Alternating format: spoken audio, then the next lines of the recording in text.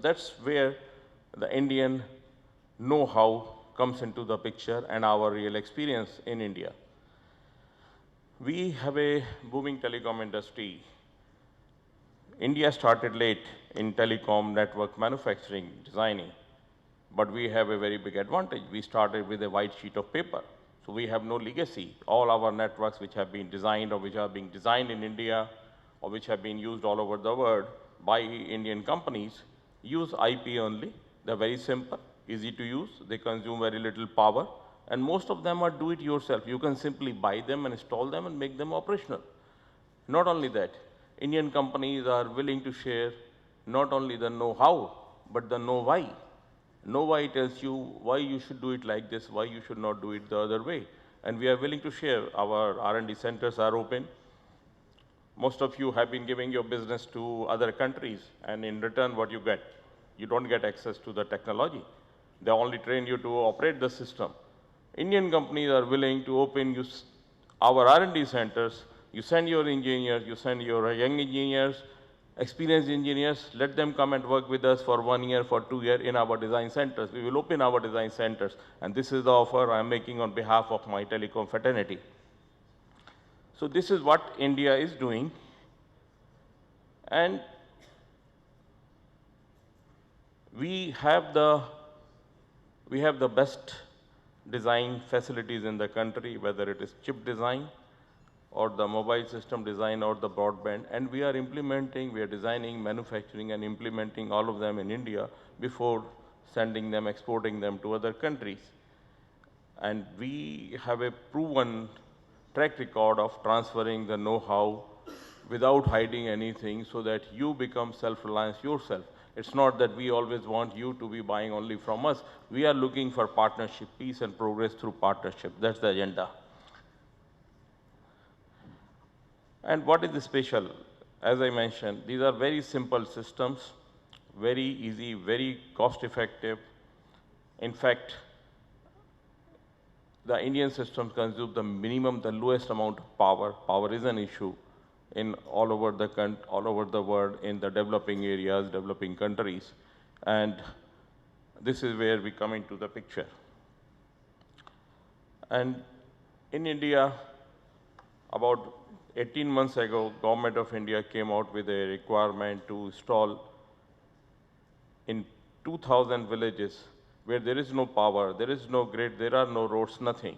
So these are the kind of systems which have been installed, and these are full-fledged mobile systems and running only on solar power, not a drop of diesel, not any grid connection, nothing at all. And this is the biggest green rollout anywhere in the world. In 18 months, this has been done. And even nobody in the world has done 200 towers globally like this. So this is what the Indian capability is. And then there are solutions for disaster communication. And these can be used not as after the first disaster, the second disaster is the telecom system goes down. These are the solutions which can be simply taken over there and they become operational precisely in 1.5 minutes, and you can communicate.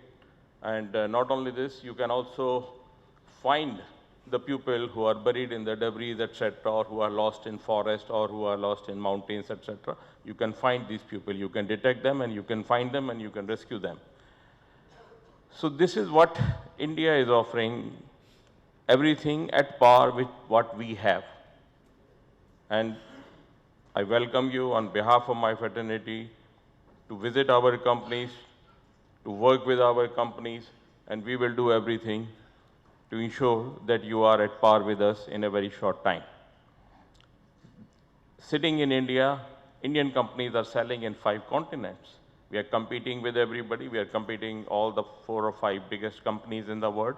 We are beating them on performance, on price, on delivery, on maintenance and everything. So that's what India brings the value to you. Thank you.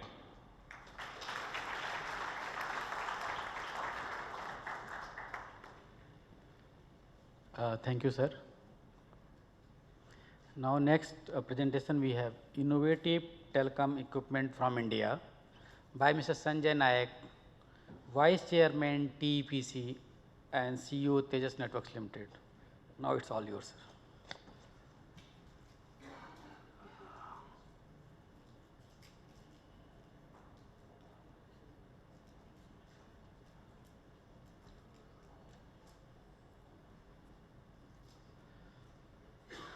Good morning, everybody.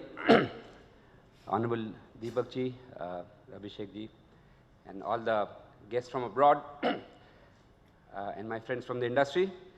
So I actually took innovation a little bit further, what Pathak ji said. So I'm going to talk about why telecom exports is a multi-billion-dollar opportunity from India. Sorry.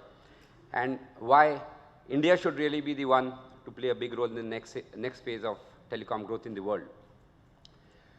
Globally, every year, about $300 billion worth of stuff is spent on telecom industry, starting from mobile communication, optic fiber communication, passive infrastructure, and everything else.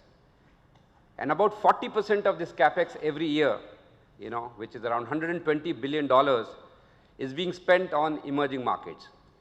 These are countries like India.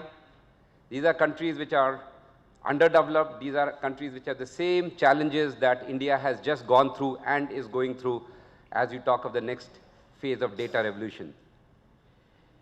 India is focusing on the emerging markets. If you really see the profile of people who are here today, they are pretty much from Southeast Asia, Africa, Latin America. And this represents an area where India, as Rajiv ji said earlier, is possibly better equipped than anybody else in the world to deliver higher quality, more robust, more cost-effective solutions than anywhere else. And realistically, as TEPC, we have set a target that we're going to target to get about 10% of this emerging market, which results in a $10 billion exports opportunity per year over the next few years. And this is something which we feel is possible and is possibly going to be one of the largest export sector that India can have. So why India? So I have 6 reasons, very simple, as to why India can be taken as a trusted long-term partner for you. Number 1, I think experience in executing cost-effective and rugged projects. The scale in India is enormous. We are having an ambitious plan of Government of India connecting 250,000 villages over about 500,000 kilometers of greenfield fiber. This kind of rollout in the tough conditions that we are talking of hasn't happened anywhere in the world. India is doing it, and something, I'm sorry, that we'll be very, very proud to share experiences around the world. Government support. Actually, telecom export has now become a very core part of India's export promotion strategy. We have been working with all the foreign missions of India. We've been in touch with all the embassies over here. And we really feel that the expertise India is going to give going forward, like what we have done in terms of IT services, the next phase of technology coming from India, which is proven in India, is going to be in the telecom side. And government is going to support in every form, including line of credit, as our Honorable Prime Minister has announced for the ASEAN region. Similar lines of credit are available for Africa. There's a $10 billion line of credit available for Africa total. I'm sure a big chunk of that can be used for telecom, and so on and so forth. So really, big standing government support is very important. End-to-end solution. In the last 5 years or 10 years, I would say, the telecom equipment landscape has changed. 10 years back or 15 years back, if we were talking about industry in India, we didn't have enough industry. I'm sorry. Today, we have pretty much everything that is needed to build a next generation network, starting from mobile, whether it's 4G, 3G, 2G, optical infrastructure in terms of data transportation, packet networks, switches, routers, everything else. Every single thing is available in India today. Software, of course, we are always available. We have fiber, we have batteries, everything that you need. The next one is partnership approach. This is a fundamental different thing India is going to do compared to some other neighbors of ours who have already done a lot of exports in the world, but only sold equipment. Their people run the networks. We don't believe in that. We believe in training the local people. So there's a program from industry as well as government to set up telecom training academies in every target country that we have, so that your local people can be trained, your local people can run the networks, design the network, plan the network, and we can really help you go to the next stage. That's really what we would like to do. Next thing is trusted partner. Security in telecom infrastructure is a serious concern. We all know about what's happening around the world. You want to work with a partner whom you can trust. Someone talked about know-how, know-why, we can share everything. This is really what is a core strength that has to be taken into account when you're building the next generation of telecom networks. And last but not the least is future-proofing. 10 years back, telecom was all about manufacturing, it was all about hardware. Today, it's all about software, it's all about design, it's all about knowledge, it's all about IPR. This is an area, silently, trust me, in the last 5 years, India has really gone ahead. We have a Telecom Standard Development Society of India, which is one of the 7 participating voting members who are working on a 5G standard. We're not just starting with what is current, but we're looking at future. So you can be rest assured that what you're buying from India is not only world class, it is going to work today, it's going to be there for future. This is really what I would say is the differentiator India brings compared to any other country in the world. We really understand your problem, and we have taken a holistic approach to really work with you. High-tech exports, as I said, is priority for India. It's aligned to our core strength in software and design, end-to-end ecosystem, lot of job creation potential both in India as well as in your country. And this is something which we believe is a collaborative approach that we like to do. And right-sized product for emerging markets. It's not like something which has been designed for US or Europe and being retrofitted in your networks. This is the stuff that you would have ideally wanted to build it yourself, and that's what really India has done. And the way our companies have done, for example, many of the companies from India are exporting to, not only emerging markets, we are actually the technology providers to the leading US companies. So that kind of gives you a sense of how well India is really doing in terms of technology. End-to-end solutions, national broadband network, national knowledge network of connecting all the universities, telecom training centers, networks of oil, power, railways, all of these, utilities are getting a new infrastructure. Power grids are getting modernized. Police and security networks are needed. And all of these networks have been done by Indian companies as a solution. So end-to-end, what you need for any of these kind of networks, we have it available out of India.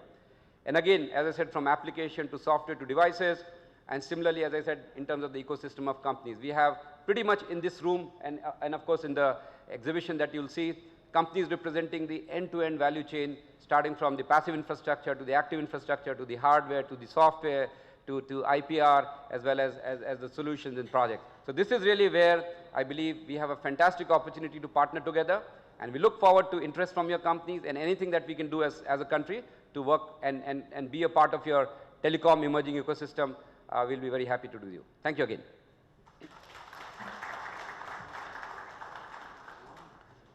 Thank you, Vice Chairman TEPC.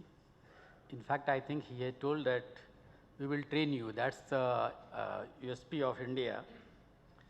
So such that you can maintain your own network and India as a trusted partner. I think one important sharing was the setting up of Telecom Standard Development Society India, TSDSI. So that is already for the past 3 years, we have also organization in which works based on the directives of the Government of India, that is recognized by Department of Telecommunication.